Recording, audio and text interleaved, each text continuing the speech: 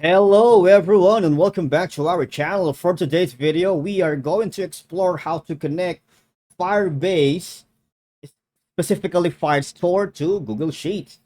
This integration will allow you to export your Firestore data into a Google Sheet document, making it easier to analyze, share, or visualize your data. But before we dive into all of it, make sure you hit the subscribe button below and ring the notification bell so you never miss out on our latest content. Right, so connecting Firebase or Firestore to Google Sheets can have a lot of advantages.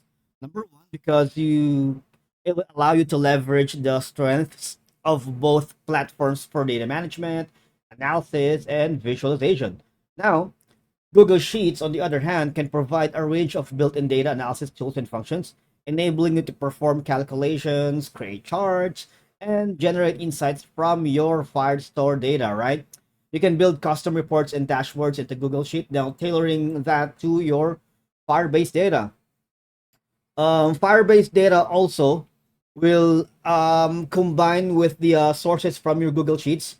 It will perform a comprehensive and integrated data analysis from different platforms or databases that will show your automation process very efficiently and smoothly. Now, how do we do with that? First, you have to have your accounts for both Firebase and Zapier, right? So I'm here right now. So if you're using a different browser, it's okay. Right now I'm using Google Chrome, but if you're using Opera, Safari, Firefox, Microsoft Edge, even Brave, it's okay. It's compatible. Now here in Create Zap, all I'm gonna do is click this orange button here. What we wanted is to basically connect our Firebase to Google Sheet. You can actually enter it here, or you can do it manually here. So that's it.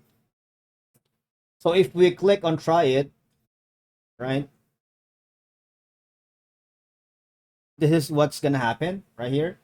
So new document within a Firestore collection in Firebase or Firestore. Now create a spreadsheet row in Google Sheets. This is the trigger, and this is basically the event. Now, both of them, you need to authenticate both apps for it to be able to process right here.